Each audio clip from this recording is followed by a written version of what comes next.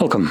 In front of me is a NOKIA C32, and today I will show you how you can capture a screenshot on this phone.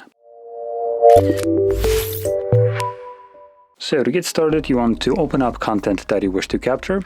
I'll be using home screen as an example for this, so it's already open and visible on my device. Now once your content is prepared, so it's visible on your screen, all you need to do is hold your power button and volume down at the same time. Once you let go, it will have a flash and then give you this pop-up with share and edit options, and after a moment it disappears.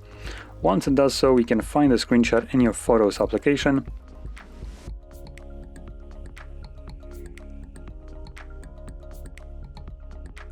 And then here we're going to navigate to a library right here, and you will find a album called Screenshots, where you'll find all the screenshots that I have captured.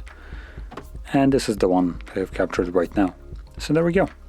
Now, if you found this video helpful, don't forget to hit like, subscribe, and thanks for watching.